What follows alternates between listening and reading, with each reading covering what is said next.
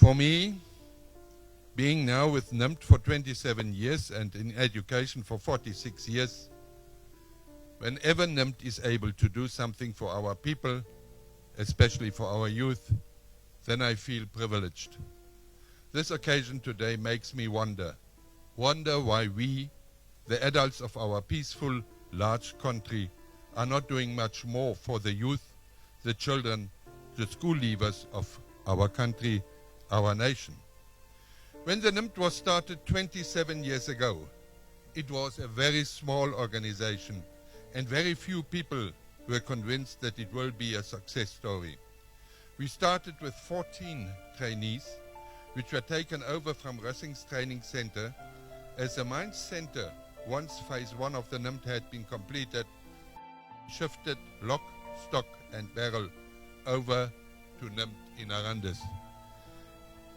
NIMT originally was started by Rio Tinto Zinc in London. Gradually more mines came on board, and as the then Minister of Education, our Honorable Nahas Angula, supported the NIMT fully right from the start, our numbers increased, and in 1996 the European Union built, with money from them, we built the second phase of the Arandis campus, and it was inaugurated by Honorable Nahas Angula. In the meantime, the buildings were transferred to the government. The NIMT trust deed had been drawn up, gazetted, and had been then and now a legal document, a document that made it possible to make quick changes, etc., whenever our industry had specific needs. I'll never forget the date. On 17 December 1999, as a Christmas gift, the GRN Vocational Campus in Arandis, now known as the NIMT Building and Civil Trades Campus, was transferred to the NIMT, and since then it caters for civil trades. On request of the Chamber of Mines of Namibia, the Ongopolo Mining Company handed their buildings to the NIMT, and in 2007 we were able to inaugurate this campus, the campus where we are at the present moment. 2 years later, on request of His Excellency our President, then President Pohamba, the Chamber of Mines was tasked to develop a NIMT center in Keetmanshoop. Being a council member, of course, they referred everything to us. In 2009, the vandalized empty Zuiderlig Hostel had been transferred, renovated to be the NIMT Southern Campus. Why do I summarize all this? Every time when we thought now we have done enough, new needs came up. This resulted in the NIMT running different streams of training and education. The formal traineeship. This is the traineeship which eventually has been the start of many young Namibians who now have middle management and managerial positions, because it's a formal combination of theoretical and practical execution and training. Then the NIMT started the skills upgrading route for long-term employees who worked for years practically in a trade but never received recognition for their experience gained. This is called recognition of prior learning, and an average of 65% of these achieve artisan status too. Being for 12 years, I had been the chairperson of the NQA, and before that, Mr. Ankama, our permanent secretary, was that, and he was also the chairperson of the Vocational Training Board, I his vice for 12 years. I knew the situation in the country, being a born Namibian. And as the requests came up from all sides that now that we are a free nation, we are to do something for our people, we had to adjust accordingly. The plight of the early school leavers always bothered me. On request of the then Kunene governor, Honorable Dodo Muhurua, and his councillors, we started with a small group of early school leavers who only do vocational training and no theoretical subjects. They then are certified in the modules they had been declared to be competent in and seek employment in industry. After 3 to 5 years of trade experience, the company employed can register.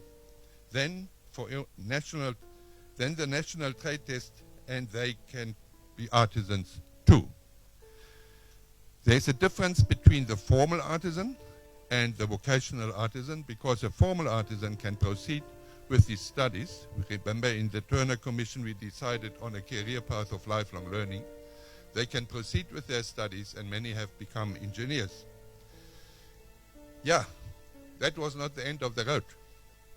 NIMT will, with this semester intake, enroll its fourth group of youth from the liberation struggle, and they apply the route of the special traineeship.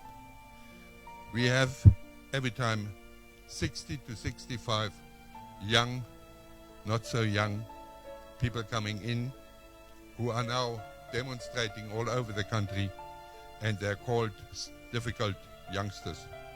They are normal children, very normal. We have not one day different problems with these people than with the normal youth. They just are begging for attention. Now we are here to officially start the fifth leg of NIMT's vocational training. The senior learners of the 4 local high schools, 30 young Namibians who are at the moment sacrificing their afternoon time to the NIMT's level 1 while still being at school. Should they comply to all our requirements after grade 12, then if they want to come to NIMT, they could start at level 2 and in any one of the NIMT campuses. It depends on the trade they're doing. We are saving our country 30 man-years of work by doing that. And I think we do not always think about that. Honorable guests, I want to mention here, this is an experiment, and together, Mr. Cassette, Mr. Struwik, we will have to make adjustments as needed. And I want to thank Mr. Struwik that all the documentation on this matter always reaches me. Because it could be the beginning, but it could be that other regions and centers also come on board. And then we have a system that is going.